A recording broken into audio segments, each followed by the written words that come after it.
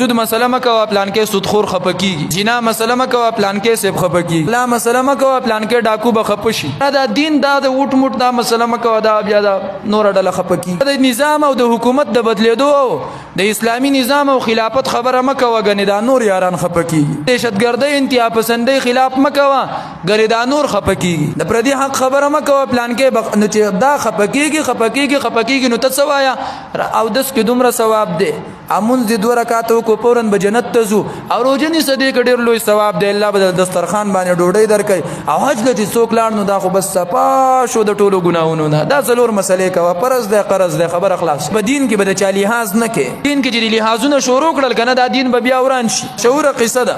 یو مولا زوی و میر جمال نومیو، هغه چرته کې تله و د کلی د وړو سره نه چرته گیدړې وشته و په ښکار کې نو بیا یې په ښکړه خوړلې و. ماشومان او دا کسان ځوانان د ښکار نه واپس راغلل نو مولوي صاحب پسې لاړ وې تپوس وکړو د مسلې. څه مسلې تپوس کوئ؟ ویجی دا گیدړ حلال دی که مردار دی؟ هغه ورته یا دا خو مردار دی، خوراک ټیک نه دی. هغه ویجی مونږ تلو د ښکار له نو ستا هغه زوی میر جمال ښکار کړو نو گیدړې وشته نو بیا یې وی چې دا حلال دی. هغه وی خا ودرېږي کتاب ګورم. میر جمال له مسله بدله شو. کتاب ګورم، کتاب راواغستو نو په عربی یې ګوته خو دی دا ویدلته لیکلی دي چې جدر میر جمالو گیدړ چې جړ سب حلالو. میر جمالی نو الته کې به گیدړ حلالي.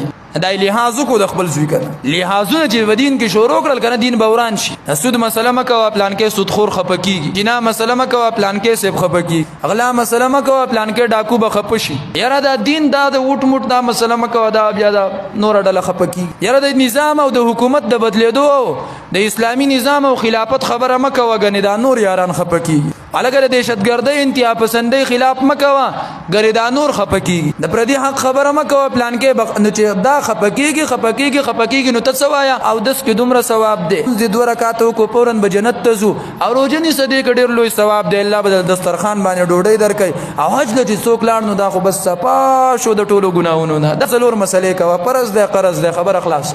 چې دا چلول دي شروع کړه کنه نو دین بیا پاتې بیا په لحاظونو باندې کار نه کیږي. دا راهبان دي خب بولال د ځان نه جوړ کا او سازر پر سر راواچو ګټ کې کینا مانځه فضایل بیان او دا وای د جمعې پر ورځ قبر لزړ ډیر ثواب دی. پکې نور چاډو څونه وي پلان کې بخپش.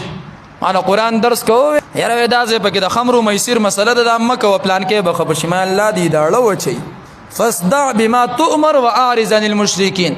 الله نبی ته خپل باندې ویلو دین دې بیان کله کسړې چې سم سندنه کانه راوالي او دې صفا عینې لې راواچي او د عینه تسنی وسنی لاړ شي. هغه روایت د بخاری کې دی چې رسول الله په منبر کې ناستونو کانه منذر جيش داسې به کړنګېدل بیان به کو کنه لکه گویا چې یو لخر تیار کړی دی درنګ سات لې په کافر ورچې چې لاړ شي کافر مړ کوي. سخ بیان به کو چونکه چنانچه لیکن لہذا اگر مگر مولام د خلکو هغه خوخي چې هغه څوې نرمه موسی ته ګوره کنه د سره او د وختونه خپل رور رانی ولې زوی په دین کې درونو لحاظ نه کوم. دا خو چې لحاظ شروع کې مشر رور دی کشر رور دی دا پلار دی دا نیکه دی دا ماما دی دا خورې دی خو دین لاړ کنه د دین نه د لاس وینځه. نبی علیہ الصلوۃ والسلام ته ابو طالب راغی د مکی خلک راغلی جرګه یې کړي او جته لګه گزاره او ګوره کنه دا مشران دی ابو جهل سپینګری راغله. نبی علیہ الصلوۃ والسلام وتوی تر می خو په مسله کې نه تر زر سپینزر لاله په لاسونو کې کېده خو بیا به مسله هغه کوم چې خدای بیان کړي. خو قرآن رحمت الله علیه بوي وهل افسد الدين الا الملوك واحبار سوء ورهبانها. دین چاوران ک دین هغه جمعه خور سقات خور خیرات خور بی دین مولا هغه چپه خله دی بهتري دا والا مسله د دین وران کنه پیر شوی مولا چې د دین وران ک ادب باندې په دین کې اډو غیرت رانغه غیرت خو هغه د دین په مسلې بندل ورشي. مونږ له دین په مسله غیرت ناراضي.